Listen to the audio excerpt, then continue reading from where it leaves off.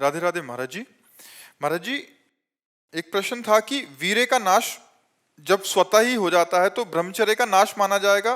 वीर्य का नाश स्वतः तब होता है जब हम गंदी हरकतों से युक्त होते हैं। 2-4 महीने में कभी ऐसे, तो हमने एक परमहंस जी से पूछा था, उनसे हमने पूछा ब्रह्मचर्य के विषय में, तो उनका जैसे दाल चढ़ाते हैं और उसकी उबाल आ जाती है, तो ऐसे वीर्य की उफान होती है। तो 2-4-6 महीने में कभी स्वप्न दोष हो गया, मतलब आपको पता भी नहीं चला, वो तो वीर्य हानि नहीं मानी। जिससे संतान उत्पन्न होती वो वीर्य ऐसे नहीं निकलता। अब हस्त मैथुन के द्वारा, गंदे मोबाइल के दृश्य देखने के द्वारा, गंदी बातों का चिंतन करने के द्वारा अपनी नस नाड़ियों को शिथिल कर लिया। अब स्वप्न में गंदा स्वप्न देखा, निकल गया, वो पूरा वैसे ही है। मेरा ये बात था कि जैसे बिना इस क्रिया के या बिना विचार के भी हो रहा है या बिना दृश्य देखे। तो पहले से आपने गंदी हरकत की है, ऐसा हो ही नहीं। पहले मतलब बहुत साल पहले। 1000-2000 वर्ष के हो क्या?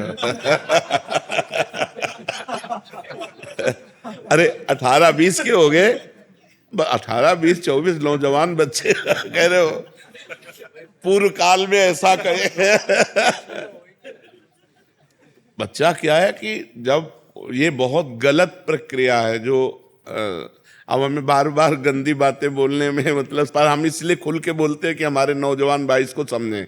ये जो हस्त मैथुन है, ये ऐसी गलत प्रक्रिया है कि हमारे गुप्तेंद्री की नस नाड़ियों को इतना शिथिल कर देता है कि जरा सी गंदी बात चिंतन मात्र से वीर्यपात होने लगता है, या जरा सा स्पर्श मात्र से वीर्यपात होने लगता है। गंदी भावना से युक्त हुई आप जहां भाव आपके अंदर काम भाव है, वो मतलब गृहस्थी लायक नहीं रह जाता।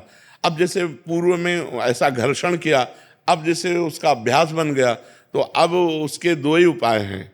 एक तो व्यायाम, 2-3 किलोमीटर दौड़ लगाओ, दंड बैठक 15-20 मिनट लगाओ, अब वो क्रिया बिल्कुल कभी ना होने पाए। और दूसरी औषधियाँ, आयुर्वेदिक ऐसे डॉक्टर से, वैद्य से मिलो जो आपको ब्रह्मचर्य पुष्ट होने वाली औषधि बतावें, तो 2 ही उपायों से इसको वश में किया जा सकता है। और जब स्नान करें तब ठंडा जल नाभि के ऊपर यहाँ से 2-4 लीटर ऐसे धीरे धीरे ठंडा जल डालें ऐसा, और जब लघुशंका जाएं तो आधा लीटर ठंडा जल से गुप्तेंद्री को उसको, तो धीरे धीरे वीर्य पुष्ट होने लगे तो है। घर्षण कभी ना करें। अगर हस्तमैथुन का घर्षण करेगा भूल से भी, तो फिर ठीक होने वाला नहीं।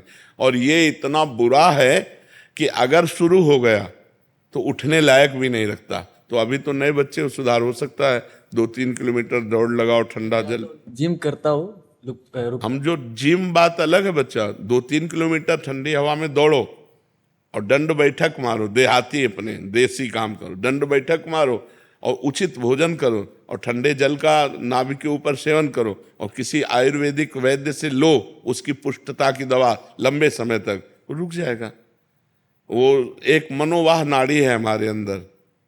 जब हम कोई गलत चिंतन करते हैं तो वो मथानी की तरह, वीर्य का कहीं स्थान नहीं पूरे शरीर में, पूरे शरीर के खून को मथ करके वो 1 मिनट में जैसे दूध से घी निकाल लेते हैं ना, ऐसे खून को मथ करके वीर्य निकालती है।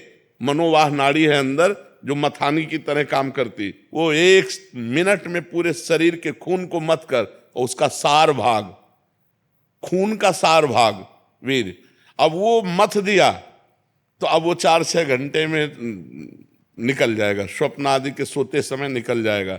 ये गलती हमसे होती है जागृत में और परिणाम भोगना पड़ता है स्वप्न में। वो मनोवाह नाड़ी ने अगर मथ दिया, जैसे आप कामुक हो गए, अब उसने काम कर दिया, अब वो निकल जाएगा। अब आपका, आप कुछ करो या ना करो, वो अपने आप निकल। इसीलिए तो चिंतन संभालने के लिए हम कह रहे हैं राधा राधा नाम जप करो, भगवत चिंतन करो, गंदी बातें देखो मत मोबाइल से।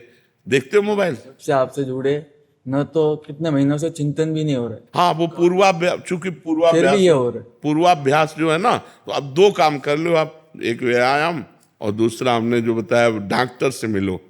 डॉक्टर भगवान का स्वरूप होते हैं, वो कुछ ऐसी औषधियाँ देंगे जिससे इसका हैं, औषधियाँ हैं ऐसी हैं।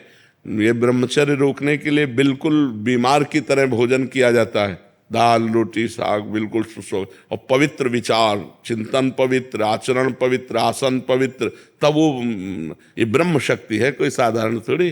पर बड़े भाग्यशाली हो जो इसे रोकना चाहते हो। प्रयास करो, प्रयास करो। चेष्टा की है, लेकिन आज 23 साल का हूँ, अस्तमैथुन से कभी ये नहीं किया, वीर्य का नाश नहीं किया, आपकी कृपा।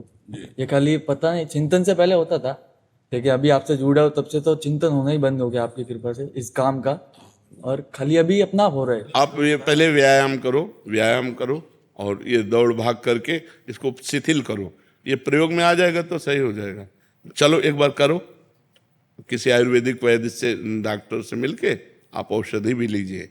अगर ये रुक जाए तो बहुत सुंदर बात, जीवन प्रकाशित हो जाए। अगर नहीं ऐसे तो परेशान होता है।